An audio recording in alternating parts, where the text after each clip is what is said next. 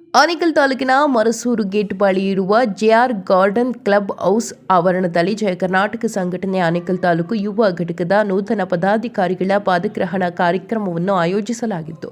ಇದೇ ಸಂದರ್ಭದಲ್ಲಿ ಸೂರ್ಯ ಸಿಟಿ ಮೊದಲನೇ ಹಂತದಿಂದ ಮರಸೂರು ಗೇಟ್ ವರೆಗೆ ಬೈಕ್ ಮತ್ತು ಆಟೋ ಜಾಥಾವನ್ನು ಆಯೋಜಿಸಲಾಗಿತ್ತು. ಇನ್ನು ಜಯ ಕರ್ನಾಟಕ ಸಂಘಟನೆ ಆನೇಕಲ್ ತಾಲೂಕು ಯುವ ಘಟಕದ ನೂತನ ಗೌರವಾಧ್ಯಕ್ಷರಾಗಿ ಎಸ್ ಸತೀಶ್, ಅಧ್ಯಕ್ಷರಾಗಿ ಕಿಶೋರ್ ಎಂ, ಕಾರ್ಯಾಧ್ಯಕ್ಷರಾಗಿ ಸತೀಶ್ ಆರ್, ಉಪಾಧ್ಯಕ್ಷರಾಗಿ ಜಿಗಣಿ ಮುರಳಿ, ತಟ್ಟನಹಳ್ಳಿ ಮುರಳಿರವರು ಅಧಿಕೃತವಾಗಿ ಜವಾಬ್ದಾರಿಯನ್ನು ವಹಿಸಿಕೊಂಡರು. ಇನ್ನು ಕಾರ್ಯಕ್ರಮದಲ್ಲಿ ಜಯ ಕರ್ನಾಟಕ ಸಂಘಟನೆಯ ರಾಜ್ಯಾಧ್ಯಕ್ಷರಾದ ಡಾಕ್ಟರ್ ಬಿಎನ್ ಜಗದೀಶ್, ರಾಜ್ಯ ಕಾರ್ಯಾಧ್ಯಕ್ಷರಾದ ಮುನಿಸ್ವಾಮಿ, ರಾಜ್ಯ ಉಪಾಧ್ಯಕ್ಷರಾದ ನಾಗನಾಯಕನಹಳ್ಳಿ ಅಂಬರೀಶ್, ಬೆಂಗಳೂರು ನಗರ ಕಾರ್ಯಾಧ್ಯಕ್ಷರಾದ ಸುಮಂತ್ ಮತ್ತು ನಟರಾಜು, ಬೆಂಗಳೂರು ನಗರ ಪ್ರಧಾನ ಕಾರ್ಯದರ್ಶಿಯಾದ ಕಿರಣ್ ಪ್ರಭಾಕರ್ ರೆಡ್ಡಿ, ಆನೇಕಲ್ ತಾಲೂಕು ಅಧ್ಯಕ್ಷ ರವಿಕುಮಾರ್, ಮಹಿಳಾ ಘಟಕದ ತಾಲೂಕು ಅಧ್ಯಕ್ಷೆ ಯಾಸ್ಮಿನ್ ಮತ್ತು ಜೈ ಭೀಮ್ ಜಾಗೃತಿ ವೇದಿಕೆಯ ರಾಜ್ಯಾಧ್ಯಕ್ಷರಾದ ಮುರುಗೇಶ್, ಯುವ ಮುಖಂಡರಾದ ರಾಮಸಾಗರ, ಮುನಿರಾಜು, ಸರ್ಕಲ್ ವೆಂಕಿ, ಸುಜಯ್, ಮಧು ಮತ್ತಿತರರು ಹಾಜರಿದ್ದರು.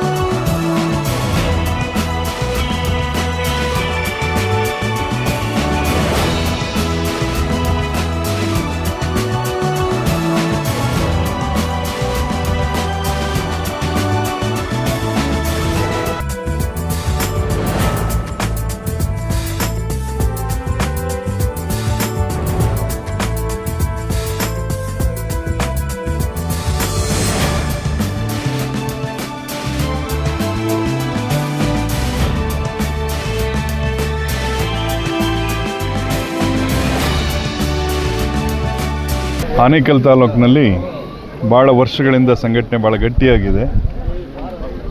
ಇತ್ತೀಚೆಗೆ ತಾಲೂಕು ಅಧ್ಯಕ್ಷರ ಬದಲಾವಣೆ ಮಾಡಿ ತಾಲೂಕಿನ ಹಿಂದಿದ್ದಂಥ ಅಧ್ಯಕ್ಷನ ಜಿಲ್ಲಾ ಸಮಿತಿ ತೆಗೆದುಕೊಂಡ ನಂತರ ಈ ಹೊಸ ತಾಲೂಕಿನ ಅಧ್ಯಕ್ಷನಂತ ರವಿ ಇರೋರು ಇವತ್ತು ತಾಲೂಕಿನ ಸದೃಢ ಕಟ್ಟುವಂಥ ನಿಟ್ಟಿನಲ್ಲಿ ನೂತನವಾಗಿ ಇವತ್ತು ಯುವ ಘಟಕಕ್ಕೆ ಕಿಶೋರ್ ಅನ್ನೋರನ್ನ ನಮ್ಮ ಹಳೆಯ ಕಾರ್ಯಕರ್ತರೆ ಅವ್ರಿಗೆ ಇವತ್ತು ಜವಾಬ್ದಾರಿಯನ್ನು ಕೊಟ್ಟು ಇವತ್ತು ಯುವಕರನ್ನು ಸಂಘಟಿಸುವಂಥ ಕೆಲಸವನ್ನು ಮಾಡಿದ್ದಾರೆ.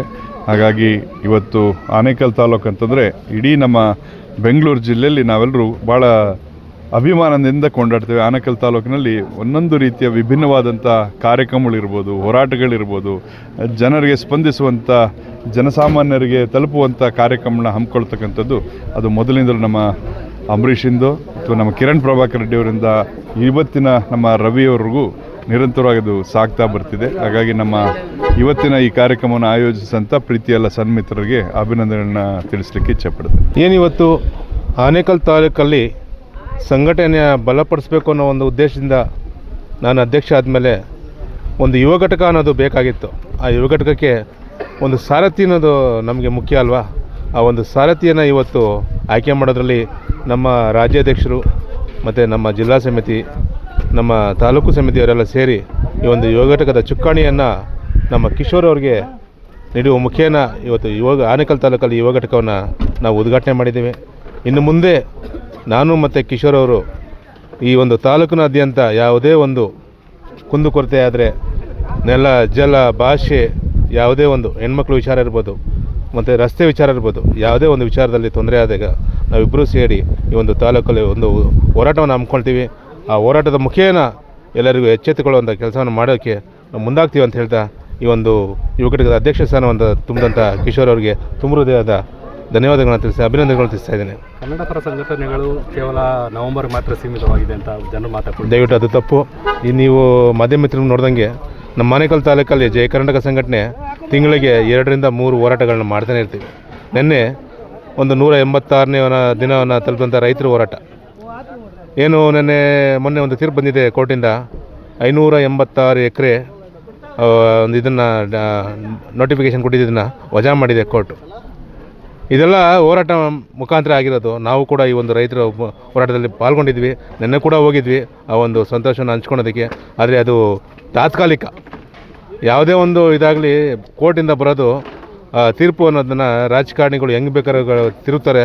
ಇವತ್ತು ನಿನ್ನೆ ನಮಗೆ ತಿಳಿದು ಬಂದಿರೋ ಒಂದು ಉದ್ದೇಶ ಏನಂದರೆ KDBಗೆ ಕೊಟ್ಬಿಟ್ಟಿದ್ದಾರೆ, ನಿಮ್ಮ ವಿವೇಚನೆಗೆ ಬಿಟ್ಟಿದ್ದು ಅಂತೇಳಿ.